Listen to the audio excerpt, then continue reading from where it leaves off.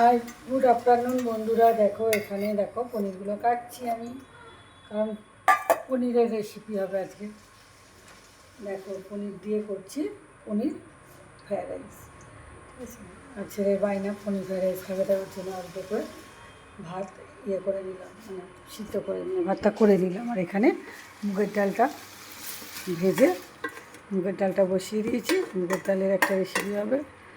আর এখানে মাছের মাথা ভাজা হচ্ছে, মুগের ডাল দিয়ে কাতলা মাছ করব। আর এখানে করছি আলু ভাজা, যেটা অনুষ্ঠান বাড়িতে আমরা খাই না। এই যে আলু ভাজার জল ঝরাতে দিয়েছি, আর এটাকে সারা রাত ওভারনাইট ফ্রিজে রেখে দিয়েছিলাম ঠান্ডা জল দিয়ে আর কি, তাহলে মুচমুচেটা অনেকক্ষণ থাকে আর খুব ভালো হয় খাস্তাটা। আর এখানে দেখো রুমালের মধ্যে দিয়ে দিয়েছি, কারণ তাহলে ওই জলটাকে পুরো রুমালে একদম টেনে নেবে।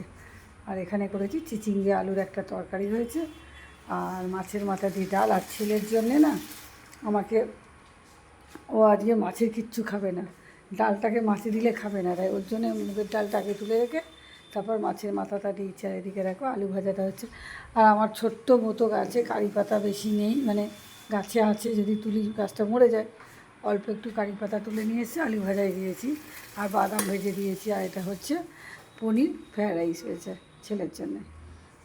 আর কাতলা মাছের তো একটু ঝাল করেছি, হলুদ আর টমেটো দিয়ে, একদম সিম্পল। আর এদিকে দেখো আলু ভাজাটা কেমন হয়েছে তোমরা বলবে।